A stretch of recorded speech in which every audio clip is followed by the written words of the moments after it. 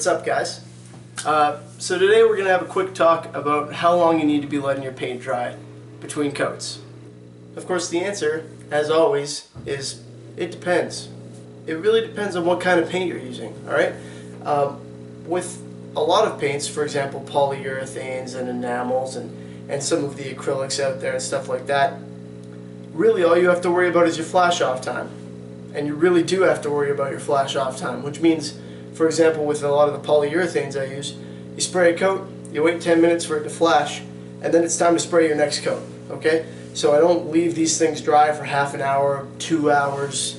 Longer isn't necessarily better. After your flash off time, or once your paint has flashed, that's the best time to spray your next coat, because that's when the next coat is going to stick properly and adhere chemically. Alright? If you let it go too long, then you have to let it dry for a long time until it cures and sand it so that your next coat can adhere mechanically. Now, this isn't the case for all paints. With my water-based acrylics that you often see me use, it's not like that at all. I let them dry for a couple minutes until I can tell that they're not wet anymore, and then it's time to spray the next coat, and they all bond mechanically.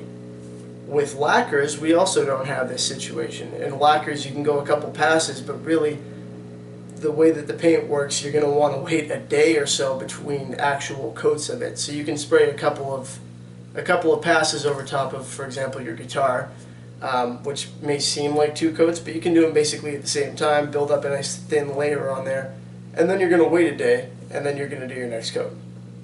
So when you're using spray cans, it's relatively important to read the can and see what they recommend. Now, I don't necessarily agree with all the recommendations that they give, but still, follow the recommendations on there, or figure out what kind of paint it is and you know, comport yourself accordingly.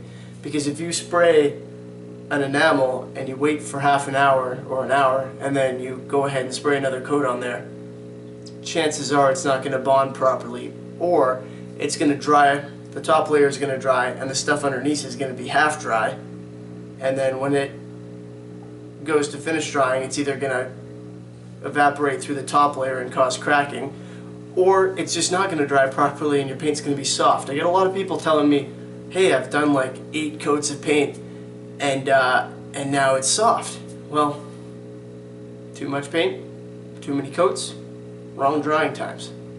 So I know that doesn't necessarily inspire confidence, but really when you think about it, it is fairly simple. You just need to know what kind of paint you're using. If it's a paint that uses a flash off time, observe that flash off time. If it's a water-based paint that uses mechanical adhesion only because it doesn't have chemicals in it, then just wait till it's dry and go ahead and spray. And if it's a lacquer, something that melts into its previous layers and doesn't actually cure, then you're going to want to give it a little bit more time to dry. Give it a day in between coats. Well, guys, I hope that was more helpful than it was confusing. If you're having trouble, let me know, and I'll see what I can do for you. Hey guys, if you enjoyed the video, please give it a thumbs up so it'll be easier for other people to find, and subscribe to stay up to date with all the cool projects I got coming out. Also, a big shout out to Sovereign King, who does the vast majority of the music for my channel, way better on guitar than I am, and to Troy from Noise Guitar Mods. I'll put the link in the description. The man is a great guitar tech, and he's taught me most of what I know about how the internals of these things work.